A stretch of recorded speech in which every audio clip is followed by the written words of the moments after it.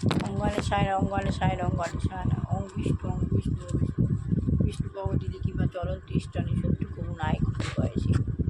ওং শান্তি আমি আত্মা শান্ত সন্তুষ্ট করে ঢুলের মাঝখানে অবস্থিত শত্রুকে দেবতা সেটা ফেটায় দিয়ে কাপড় নিচে নেমে এসেছি।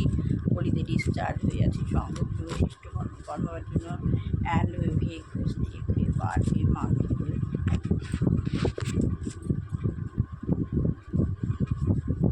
উপরে উঠছি উপরে উঠে অর্ধ শাখা বৃক্ষ, তার নিচে বাবা শিব বসে আছে। বাবার প্রচণ্ড জ্যোতি চারদিকে বিচ্ছুরিত হচ্ছে।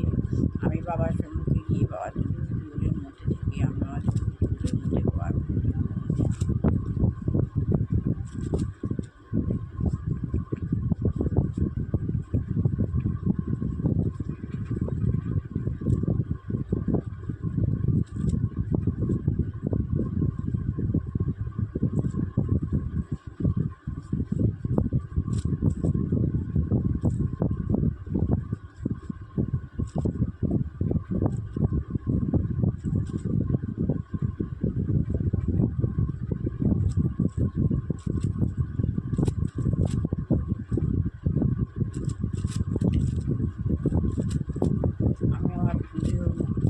হাজব্যান্ডের পাওয়ার পেয়েছি।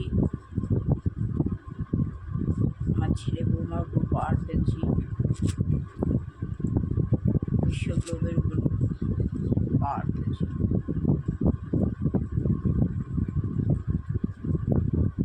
এবারে আস্তে আস্তে নিচে নেমে আসছে।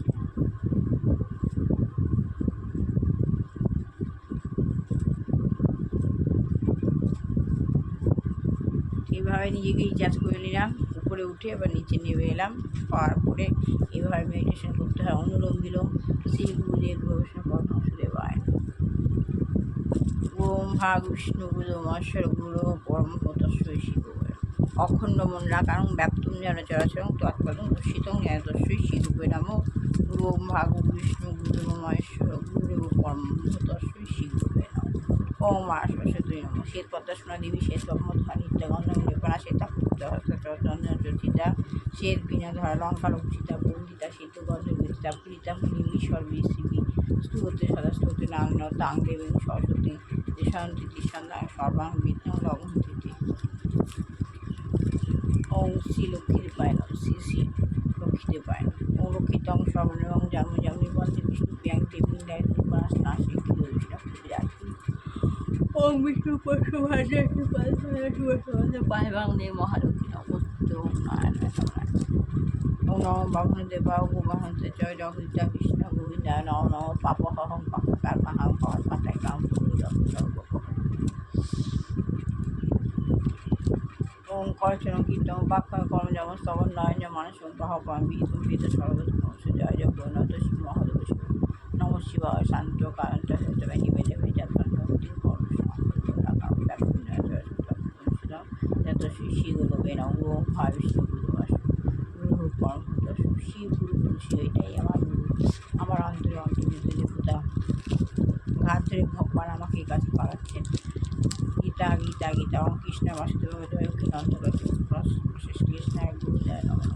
এই কৃষ্ণ পূর্ণা শুধু মন্ত্রী অবস্থিত প্রবেশ রাধা কাত্রা ওম সাই বাবাই শ্রী শ্রী গুরুদেব গুরু অংশদেব পায়।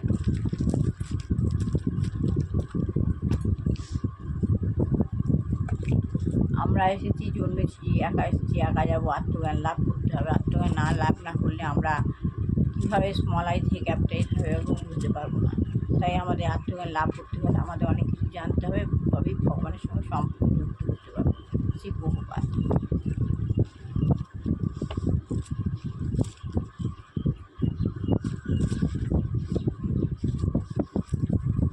অনুকূল ঠাকুর আমার বৌমার গুরুদেব। অনুকূল ঠাকুর আমাকে আমার বৌমাকে আমার কাছে এনে দিয়েছে।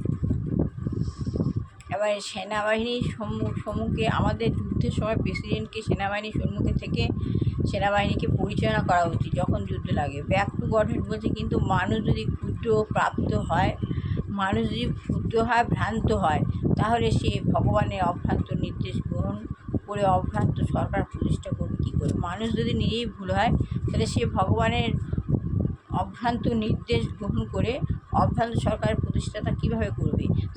যেমন তোমরা ভ্রান্ত হলেও আমার নির্দেশ অনুসরণ করার ফলে তোমরা অভ্রান্ত হচ্ছ।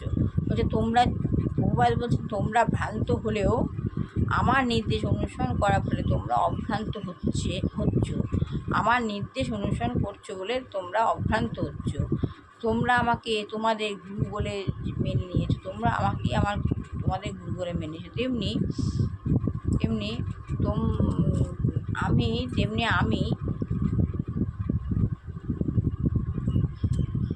তেমনি আমি গুরু পরম্পরায় ভগবানকে আমার প্রভু বলে মেনে নিয়েছি। তেমনি আমিও গুরু পরম্পরায় ভগবানকে আমার প্রভু বলে মেনে নিয়েছি। এইরূপে নিখুঁতভাবে সমাজের পরিচালনা করা যায়।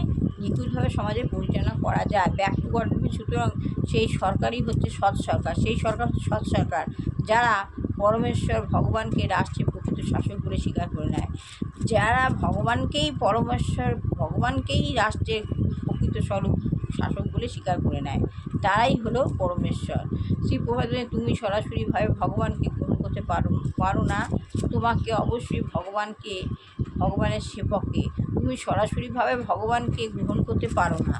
তোমাকে অবশ্যই ভগবানের সেবককে, ব্রাহ্মণ অথবা বৈষ্ণবকে, যারা ভগবানের সেবক, সরাসরি ভগবানের থেকে আমাদের একজন গুরু থাকে, সেই গুরুর কথা বলা হচ্ছে ভগবান অথবা বৈষ্ণবকে তোমার পথ প্রদর্শক রূপে গ্রহণ করতে হবে। মানে আমাদের গুরু আমাদের পথ প্রদর্শক, আমাকে গুরু মন্ত্র দিয়েছে, গুরুদেব আমার ভগবানের সেবক। রাষ্ট্রের পরিচালকেরা হচ্ছে ক্ষত্রিয়। রাষ্ট্রের পরিচালক যারা তারা হচ্ছে ক্ষত্রিয়, দ্বিতীয় শ্রেণীর মানুষ। ক্ষত্রিয়দের কর্তব্য হচ্ছে ব্রাহ্মণ অথবা বৈষ্ণবদের উপদেশ গ্রহণ করে আইন প্রণয়ন করা। ক্ষত্রিয়দের কর্তব্য হচ্ছে ব্রাহ্মণ অথবা বৈষ্ণবদের উপদেশ গ্রহণ করে আইন প্রণয়ন করা। বৈশ্যরা ক্ষত্রিয়দের নির্দেশ মেনে চলে। আর শূদ্রদের এই তিনটি বর্ণের অধীনে কাজ করতে হয়। শূদ্ররা এই তিনটি বর্ণের অধীনে কাজ করে। এইভাবে সমাজে সর্বাঙ্গ সুন্দর হয়ে উঠতে পারে। এইভাবে সমাজ সম্পূর্ণ। যেমন শূদ্র হচ্ছে মুচি ম্যাথর, এরা বৈশ্যরা ক্ষত্রিয়দের নির্দেশ মেনে চলে। শূদ্রদের তিনটি বর্ণের অধীনে কাজ করতে, শূদ্ররা ওই তিনটি বর্ণের অধীনে কাজ করে। যেমন আমাদের সমাজ কীভাবে পরিষ্কার থাকবে, শূদ্ররাই করে। আজ এইটুকুনি বললাম। ভালো লাগলে লাইক কমেন্ট অবশ্যই করবেন। সবাই ভালো হোক, কল্যাণ হোক, মঙ্গল হোক। দুষ্টু বাচ্চা মানুষের বিপদে ছেড়ে চাকরি এগিয়ে এগিয়ে রয়েছে। ভগবান যেন তাকে সরিয়ে না নয়, চেতনা দিক আমাদের পরিবেশকে ভালো করবার জন্য। যে গৃহে বৃদ্ধার পিতা মাতা কোনো যুবক যুবতী বাচ্চা রোগগ্রস্ত হয়ে ভগবানের তাদের মুক্তি দেয়। আমার ছেলে মাকে ভালো কল্যাণ করবো, মোল্লা করবো, মুক্ত রেখো, খারাপ লোকের থেকে দূরে রেখো, সূত্রে দূরে রেখো, ভালো রেখো, ওদের চেতনা দিক ওদের কাজ করবো। আজ এই বলে শেষ করলাম। ভালো লাগলে কমেন্ট অবশ্যই করবেন। ভগবানের সম্পর্কযুক্ত হন। যত ভগবানের সঙ্গে সম্পর্কযুক্ত হবেন, সনাতন ধর্ম কোনোদিন বাদ দেয় না। প্রতিদিনই করতে হয় এগুলো। আমি করবো, আপনারা আমার সঙ্গে এইভাবে উৎসাহ করবেন। হরে কৃষ্ণ কৃষ্ণ কৃষ্ণ কৃষ্ণ, হরে রাম রাম, শ্রী শ্রী শ্রী বাহিনী।